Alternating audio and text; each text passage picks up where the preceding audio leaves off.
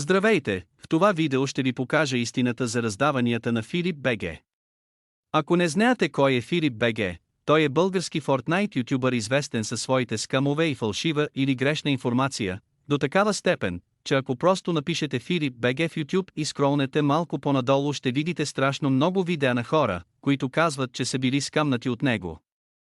Но това е в миналото, сигурно се е променил, нали? В миналото ми видео видяхме, че той все още качва видеа с погрешна информация. В това видео ще обърнем повече внимание на раздаванията, които той промотира във всяко свое видео. Тук и в момента организирам раздаване на супер много V-Bucks и скинове. Какво трябва да направите да се включите в раздаването? Първото своя хора е да оставите лайк на този клип. Няма как Филип да види кой му е харесал клипа. Един от вас трябва да отиде в Fortnite Item Shop и да напише сак компаса. Няма как Филип да види кой му използва сака, затова ви кара да прещате снимки и няма как да разбере, ако веднага след това го махнете. Това хора трябва да влезете в моя Discord сервер. Нека влезнем в Discord сървъра му. Нека отидем в Giveaway канала. Най-отгоре можем да видим Giveaway от 14 ноември за Fortnite Battle Pass. Можем да видим, че победителят е оповестен, и ако изключим факта, че според статистиката Филип се е записал за собственият си giveaway, всичко изглежда наред. Опитах се да се свържа с победителя, за да го питам дали си е получил наградата, но не получих отговор, затова ще кажем, че този giveaway е наред. Може би Филип наистина се е променил. Да, ама не. Ако скролнем по-надолу, можем да видим това съобщение от 20 ноември. Относно giveaway, първо спечил аз и един мой модератор, а ние дори не участвахме в него. Второ, 5 от другите 8 не са изпратили снимки с сак, компаса и наградата им се анулира. С тримата, които са изпълнили условията, ще се свържем с екипа ми до 10 дни с вас, имайте търпение. А за другите 5 вие ще получите втори шанс. И на специален стрим се борите в мини-игра само вие за останалите 7000 V-Bucks. Отне ми 5 бавни прочита, докато разбера какво иска да каже, но мисля, че го схванах. Нека го обясня. Със сигурност не става на въпрос за гивауя, който видяхме преди малко, защото в той беше за Battle Pass, а не за V-Bucks, и също имаше един победител, а не 10. Но тогава за какъв giveaway става на въпрос и какво се е случило с него? Ако видим този стрим на Филип от 18 ноември, можем да видим, че е имало giveaway за 10 000 V-Bucks с 10 победителя, който е трябвало да свърши на 19 ноември. Това обяснява за какъв giveaway става въпрос, но не обяснява защо го няма. Нека погледнем главния чат и да видим нали някой е споменал нещо за ситуацията.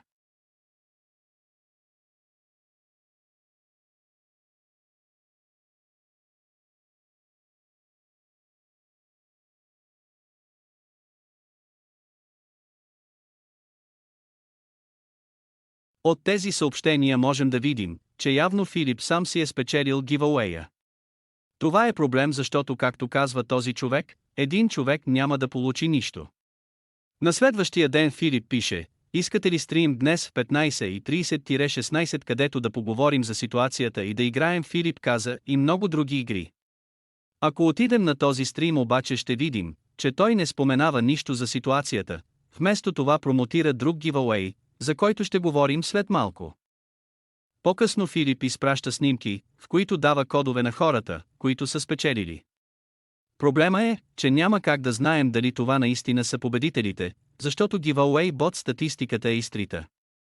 Писах на няколко от хората, които са писали относно giveaway резултатите, за да ги питам дали случайно някой от тях все още пази линка за статистиката в браузер историята си, но все още никой не е отговорил. Ако някой отговори, ще сложа линка в описанието. Отделно, на никой от тези скриншотове не виждам наградата да е 1000 V-Bucks, както беше обещано. Също искам да отбележа, че мина почти месец, а стрима, в който останалите 5 победителя ще се борят за останалите 7000 V-Bucks, все още не се е състоял. Ако се върнем към стрима, който ви показах по-рано, ще видим, че Филип промотира giveaway за 10 000 V-Bucks. Статистиката за този giveaway обаче я няма. Нека погледнем главния чат и да видим дали някой е споменал нещо относно giveaway-а. Както можете да видите, няколко човека питат какво се случва и защо giveaway-а е изтрит. Единственият отговор, който получавате е: Giveaway бота е готов. Ако погледнем един от следващите му стримове, ще видим, че той промотира още един giveaway за 10 000 V-Bucks. Този giveaway също бива изтрит. Когато хората го питат какво се случва с giveaway-а, Филип отговаря, че ще обяви победителите в следващото си видео. Видеото, за което става въпрос, е именно това, което ви показах в предишното си видео. В него нямаше нищо относно giveaway-а или неговите победители. Когато попитахме Филип какво се случва, той отговори по един доста пасивно-агресивен начин. Така, писна ми от някакви спекулации и ако чуя каквото ли да е било, още ще има бан, и повече няма да има раздавания. Не разбрахте ли, че ще кача видео? Не съм казал кога, ще е тази седмица. Първо, каза утре. И второ, мина повече от седмица и още победителите не са обявени. И както той самия каза, който напише още нещо свързано с това бан. За финал ще обърна внимание на нещо, което Филип много често казва. Как се скамва някой при положение, че да участваш в раздаването е безплатно. Първо, по дефиниция думата скам означава нечестна схема или измама, а измама по дефиниция означава подвеждане, заблуждаване с користна цел. Според мен правенето на фалшиви giveaway е точно това, защото той ни заблуждава, че ако използваме неговия support creator код ще може да получим някаква награда и печели от това. Второ, не всички giveaway са безплатни, като например този, в който изискването е да си купите Battle Pass. Това е всичко за днес. В следващото ми видео ще обърна малко повече внимание на Discord сървъра на Филип и как той банва всеки, който каже нещо против него, но оставя хора, които скамват и нарушават Fortnite TOS-а. Надявам се това видео да ви е харесало и да ви е било полезно.